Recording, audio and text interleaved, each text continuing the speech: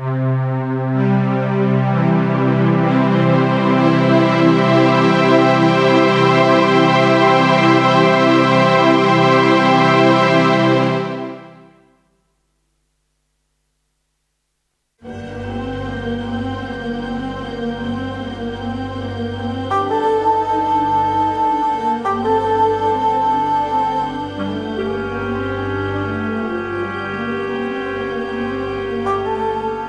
story you are about to hear is the true and tragic tale of 7 sailors murdered by their captain on board the vessel the Mary Russell in June 1828. We are here in the old Kilmurray Cemetery, just outside Passage West near Cork, and this headstone marks the resting place of one, if not all, the victims. Its inscription reads, "The stone was erected by Patrick Connell in memory of his brother Timothy Connell, who was murdered on board the Mary Russell the 22nd of June 1828, also as a burial place for himself and family. You gentle reader that do pass this way, attend a while, adhere to what I say. By murder vile I was bereft of life, and parted from 2 lovely babes and wife. By Captain Stewart I met an early doom, on board the Mary Russell the 22nd of June. Forced from this world to meet my God on high, with whom I hope to reign eternally. Amen. Aged 28 years. To hear more of this story, we must first go back to the 8th of February 1828, when the 2-masted brig, the Mary Russell, set sail for Barbados. Her manifest? A cargo of mules. Captain William Stewart, master of the brig. William Swanson, chief mate. William Smith, second mate. John Kramer, carpenter. John Howes, seaman. Francis Sullivan, seaman. John Keating, seaman. Timothy Connell, ostler, mule handler. James Morley, ostler. John Deeves, 15, senior apprentice. Henry Richards, 12, apprentice. Daniel Scully, 13, apprentice. Thomas Hammond, 11, boy passenger.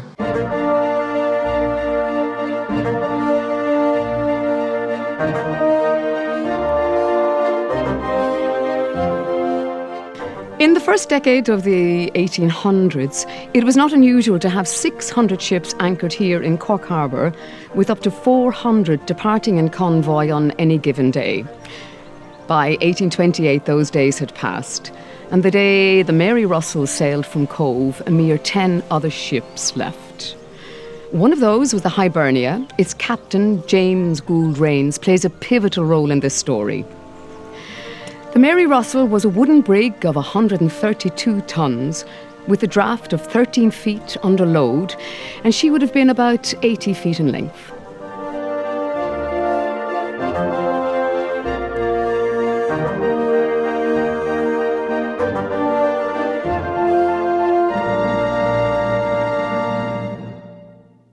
The voyage began in cold, wintry weather. In the initial few days, the ship shakes down, and the sailors get the measure of each other, the mates and their captain. Storms are a common hazard on the open seas, and fortunately, they experienced only one on the outward journey.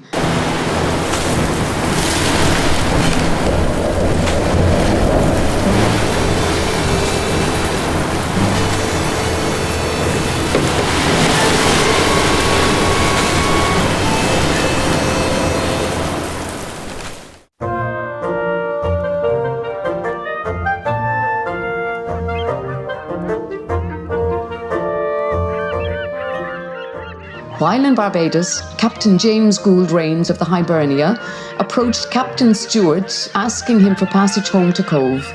Apparently, he had been deprived of his own command due to drunkenness. The usual turnaround in port would be about 10 days, unloading cargo and sourcing goods for the return trip.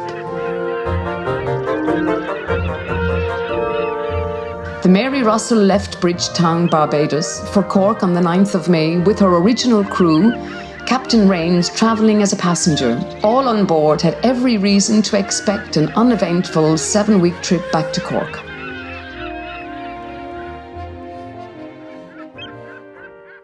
Captain Stewart told his chief mate, William Smith, that God had warned him in a dream that Gould Rains was planning a mutiny on the way home in order to avoid the mortification of returning to his home port in disgrace, where he could no longer expect a command. Being of a superstitious nature, this played heavily on Stewart's mind. Chief Mate Smith told Stewart not to pay any heed to his dreams, and that the present crew were the best he had experienced in his career. Gould Rains aroused Captain Stewart's suspicion when he observed him conversing with the crew in his native Irish, a language Stewart did not understand, and this further convinced him that a mutiny was being planned. At this time, the only person capable of navigation by the stars was Captain Stewart himself. So, when Seaman Howes asked to be taught the skill of navigation, and a few days later, Seaman Keating innocently inquired whether Gould Rains was a good navigator, Stewart became convinced that they were planning to take over the ship, his navigational skills no longer required. Calling all crew aft, Captain Stewart announced his strong suspicion that a mutiny was being planned. The crew expressed surprise at this and declared their unswerving loyalty to him as master of the brig. This pacified him, but only for a few days. Stewart summoned Chief Mate William Smith, Captain Rains, and the boy John Deeves to the main cabin, and then, after charging Rains with speaking Irish as proof of mutiny, he ordered the log reel and sandglasses to be thrown overboard, which was promptly done. Afterwards, he threw his box of charts overboard and finally tore leaves out of the ship's logbook, commanding his officers, as they stood by in amazement, not to keep any more records. Captain Stewart's intention was that the absence of navigational equipment would act as a deterrent to mutiny, as the sailors would have no idea of their position, rendering them liable to become lost at sea. Stewart, however, had clandestinely retained a log glass, spare line, the last pages of the logbook, and a chart belonging to Captain Rains. As an expert navigator, he continued to take celestial observations as often as possible. Around the 18th of June, the ship sailed into view. She was the Mary Harriet, sailing from New York to Liverpool. Both brigs hove to. Stewart boarded the Mary Harriet along with Francis Sullivan and the boy Richards. We can only assume that Captain Stewart shared his suspicions of mutiny with the captain of the Mary Harriet, who loaned him a brace of pistols which he concealed from his shipmates. He also returned to the Mary Russell with provisions, beef and pork. Captain Stewart became more and more paranoid about the movements of his crew, especially at night, fearing a sudden attack. During the night, First Mate Smith made several trips down to the nail locker to fetch oils and tools to trim the wick for the binnacle lamp, which was used to light the ship's compass. The sound of his footsteps worried the captain, who assumed that Smith was searching for a weapon with which to attack him. Knowing that Smith had been in charge of the night watch, Stewart armed himself with a harpoon and went to the second mate's sleeping quarters, saying, "If I had found you forward among the crew, I would have put you to death as a mutineer." Smith responded immediately, expressing great surprise at the captain's accusations. Stewart, however, accused him again of being the ringleader of the mutiny and continued to point the harpoon at his chest. The rest of the crew had now gathered around upon hearing the shouting. "Is it not true that Smith is the leader of this planned mutiny?" Stewart asked the crew. They responded as one, "No." Then individually assured the captain that there was no truth in his accusations, and that he, Stewart, was the kindest captain under whom they had ever served. All on board watched in silence as the captain dropped the harpoon. Then, with tears running down his face, Stewart admitted that he had been mistaken about the mutiny, and then shook hands with each of the crew in turn. "You are all honest men," he declared, "except for the mate, William Smith. Seize him and tie him up." All were surprised at this, none more so than Smith. Nobody moved to obey the captain. The entire crew then turned and walked away, ignoring Stuart's order. This had a dramatic effect on the captain.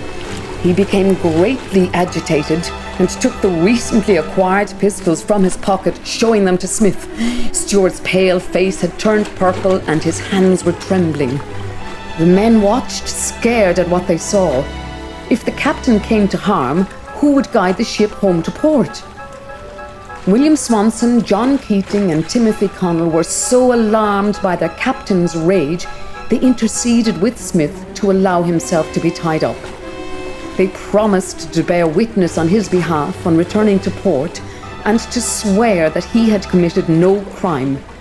This would bring the force of the law down upon Captain Stuart. Smith reluctantly agreed. The captain bound him and put him in the lazarette, a compartment beneath the cabin floor, which was used to store spare line, blocks, cables, and some animal hides, upon which Smith found himself lying. All of these events were observed by the boy Thomas Hammond, who had listened with interest to every word through the open skylight. The captain realized that he couldn't overpower the crew in a direct attack and devised a plan to trick them into being tied up. He summoned the boys, John Deeves, Daniel Scully and Henry Richards, to his berth.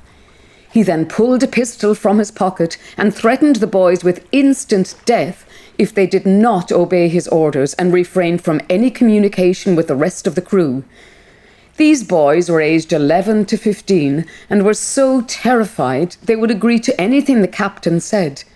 He then ordered them to sign a paper stating that there was a mutiny planned on board the Mary Russell. Before Stuart could carry out his plan, he needed to reduce sail in order to better control the ship's progress on his own.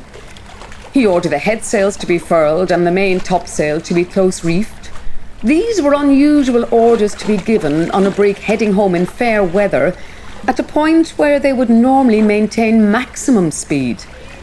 Given the captain's recent violent mood swings, the crew obeyed his order without question. Captain Stuart summoned Timothy Connell below deck, addressing him by his first name as he was officially a passenger, not a crew member. Connell had no reason to suspect anything. However, on going below deck, the captain pointed a pistol at his chest, saying, "Confess the truth or I will blow your brains out." Then, charged with being party to a mutiny, he ordered the boys to tie Connell up, to which he agreed, in fear of what might happen to him if he refused. Stuart had established the practice of tying up men as a punishment, so, given the situation, those summoned below deck agreed to be bound. Connell, Keating, Gould Rains, Swanson, Kramer and Sullivan were called in succession at intervals of 15 to 20 minutes and tied up. This was a clever and devious plan for a man who was clearly mentally unstable. Second mate William Smith, lying below the floor on which the men were tied, was a witness to these events, and he realised that the only men remaining at liberty were Morley and Howes. James Morley, the ostler, was not likely to resist.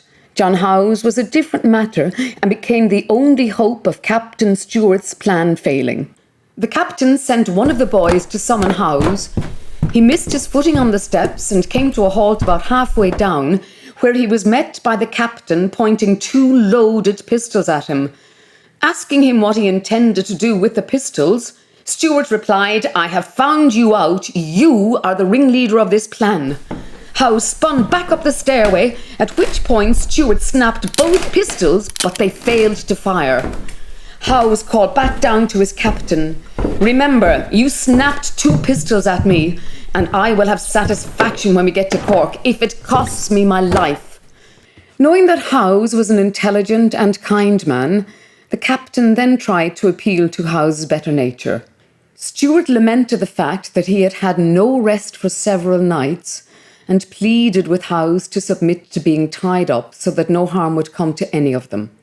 Howes agreed to submit to prove his innocence of the mutiny and that he had no fear of being tied up. Stewart then summoned Morley, the last remaining crew member, who also submitted to being restrained.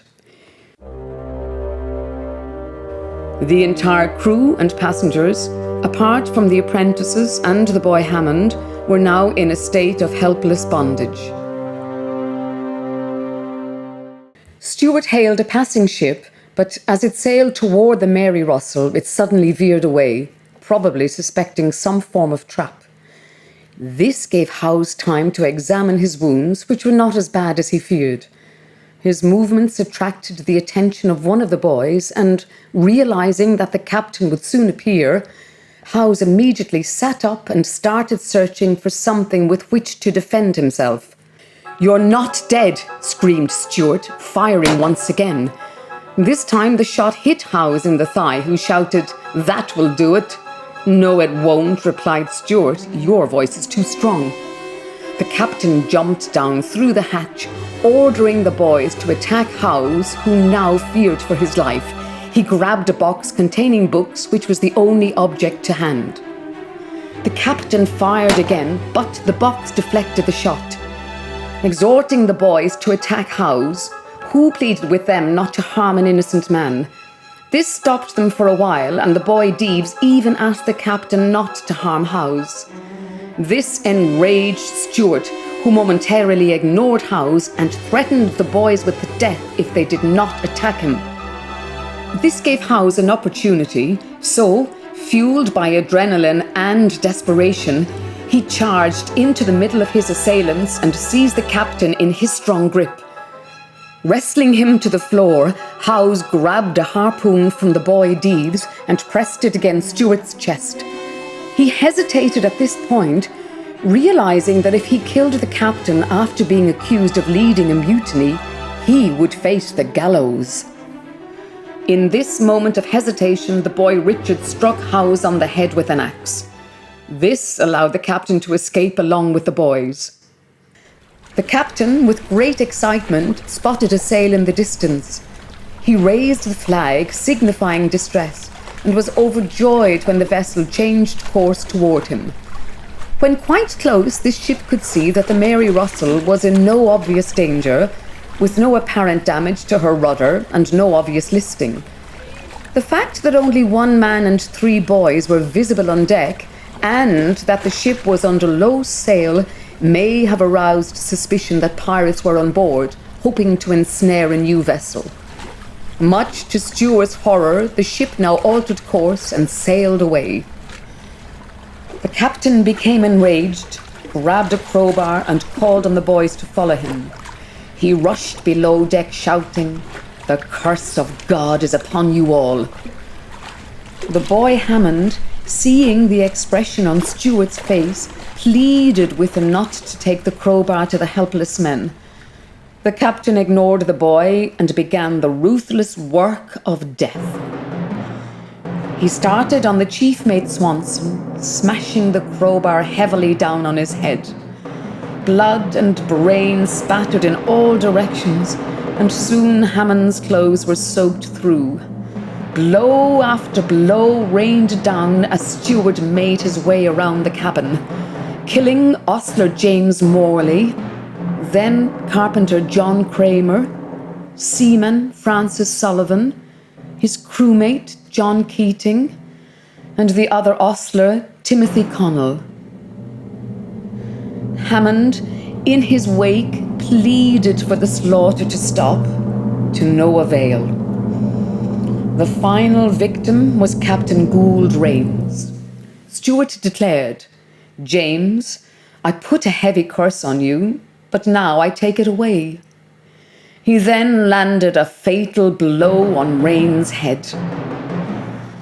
Not satisfied that he had successfully completed his task, Stewart picked up the carpenter's axe and administered a swift coup de grace to each of his victims in turn. Life ebbed from the bodies of the groaning men, and an eerie silence pervaded the ship. Captain Stewart was physically panting from his murderous efforts, and now turned his attention to his second mate, William Smith, who was lying bound in the lazarette. Stuart thrust a harpoon with all his might several times through a small hole. Smith received a few cuts to his head and ears, and then let out a howl as he was struck in the eye. Not sure whether Smith was dead or not, the captain broke off some timber to get a better aim. Smith managed to shift his position so, when the captain struck a few more blows, the harpoon pierced the hides upon which Smith was lying rather than hitting the second mate. Stuart got the impression that he had mortally wounded Smith. "He is dead for good," he said to the boys. The work of death was finished.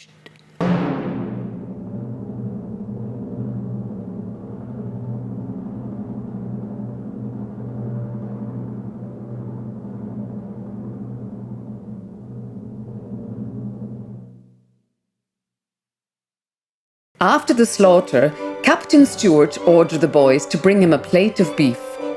They were amazed that he could relax and enjoy a fine meal and drink amidst the blood and butchery he had just committed. This confirmed to the boys that Stuart was stark, raving mad. John Howes was still holed up in the forepeak and was falling in and out of consciousness. He became very thirsty and left his hiding place to get water. Once on deck, he was relieved to see the dusk, an overcast sky, neither stars nor moon, and not a sound to be heard other than waves lapping against the ship's hull. He listened carefully for any sound, assuming that his shipmates had been released from their bonds and were asleep. He found some water, the carpenter's axe that had been used to strike him, and one of the captain's pistols. Grabbing a few coconuts that were lying on deck, he returned to his hiding place and rested undisturbed till morning. Meanwhile, William Smith was under the floor of the main cabin, minus one eye, most of an ear, and was saturated with the blood of his shipmates. He lay as still as possible in his tomb-like lazarette, amazed to hear the captain boasting of his gory work and eating happily while surrounded by the slaughter. When he believed all had fallen asleep, he used his pocket knife to cut the bonds and was able to crawl on his belly away from the blood-soaked cabin to the cargo area. Howes heard movement and asked in a whisper who was there. Smith recognized Howes' voice, and the two shipmates were reunited. Howes trembled from head to toe, experiencing a profound weakness on hearing Smith's recounting of Captain Stuart's bloodlust. He closed his eyes in horror at his shipmates' fate and prayed to God for the repose of their souls. William Swanson, James Morley, John Kramer, Francis Sullivan, John Keating, Timothy Connell, Captain James Gould Rains. A voice was heard hailing the ship. Stuart stuck his head and shoulder out of the cabin window and saw a ship hove to alongside. He shouted to the stranger to come to his assistance, claiming a mutiny and recounting how he had killed 8 of them with one still at large. He then threatened to jump overboard if he did not receive help.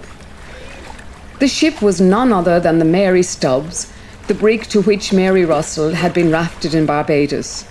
Its captain, Robert Callender, assured Stuart that he was coming to his aid. Both captains greeted each other warmly, Stuart handing Callender a pistol that Hammond had left on deck. The captain stamped his foot through the cabin skylight and showed the American skipper the bodies, still lying where they had been slain. Callender was shocked into silence by the carnage and recognised some of the victims, having met them in Barbados. At this juncture, Captain Callender had no reason to disbelieve Captain Stuart's account of events. Stuart asked Callender to help him search the Mary Russell for Howes. Following a trail of blood, the boys soon located him. Already desperate, his spirits sank even lower at the sight of Captain Stuart. Catching sight of the visitor over Stuart's shoulder, Howes called out, "Is that you, Captain Callender?" "It is. Get up and come along with me."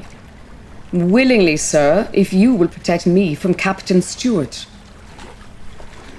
Howes called to his companion, second mate Smith, who emerged from the shadows covered only by an old shirt. The sight of Howes and Smith made Stewart fear for his life, and he refused to stay on the same ship as them. The two survivors boarded the Mary Stubbs. Callender remained on board the Mary Russell along with Stewart and 3 of his own men to sail the ship. Captain Callender became concerned at Stewart's agitation and asked him if he was all right. He confided in Callender that his men had plotted to murder him. This aroused Callender's suspicions surrounding the supposed mutiny, having heard the accounts of Howes, Smith, and the boy sailors. Captain Stewart became convinced that his life was in danger and he jumped overboard.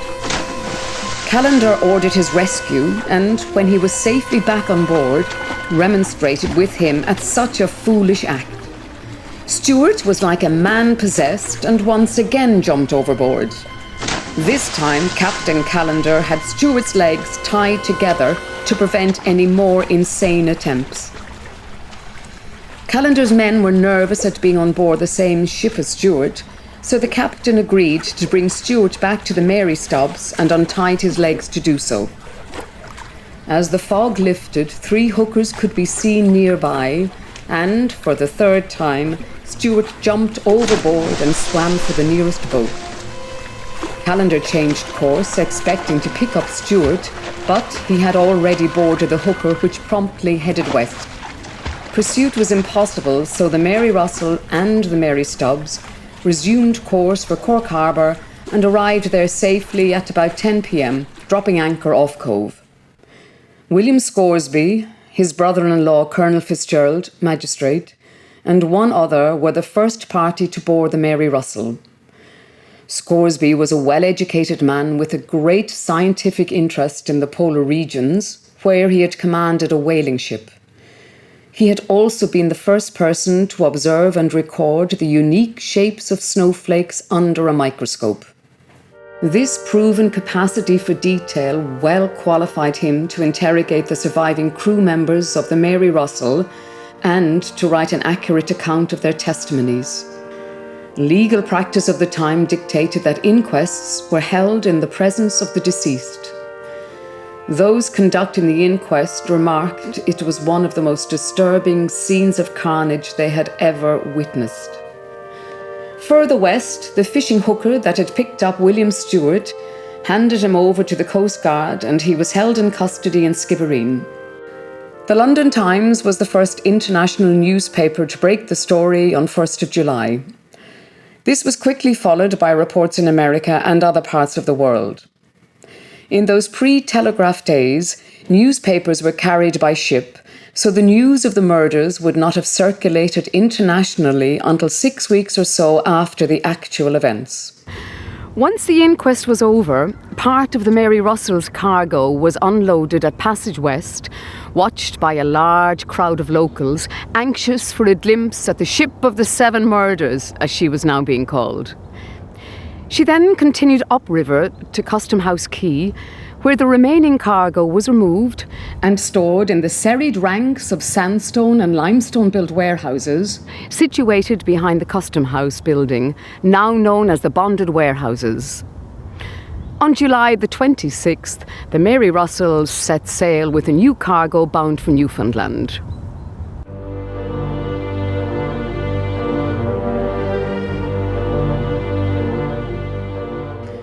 Captain Stewart was held in the Cork County Jail. Its main gate can still be seen as part of the outer wall of UCC. Sometime between his arraignment and the day of the trial, Stewart was moved to the Cork City Jail in Sundayswell. There was enormous public interest in the trial, and the streets leading to the courthouse were thronged with people. Many witnesses other than the survivors were questioned, including Captain Callender and crew members from previous ships under Stewart's command. Many reported instances of strange behaviour from Stewart at one time or another. Daniel O'Connell was the nominated prosecutor for the Mary Russell trial, but was substituted due to his commitment to canvassing for the election concerning Catholic emancipation. O'Connell carried the day and the election was won. The jury's original verdict was guilty but insane. In a very forward-looking judgment, this was finalised as not guilty by reason of insanity. Stewart was returned to Cork City Jail to await further instructions. He was committed to the Cork Lunatic Asylum, now the South Infirmary Hospital, in 1830. Stewart remained an inmate in Cork until 1851, when he was transferred to the newly opened asylum for the criminally insane in Dundrum, County Dublin. Captain William Stewart died in the Dundrum Asylum on the 21st of August 1873 at the age of 98, suffering from senile decay. It is believed that he is buried in St. Nahi's Cemetery, Churchtown Parish, Dundrum, just to the left of the entrance gates, in a communal plot, originally a mass famine grave. There are no extant records of his wife Betsy or his children.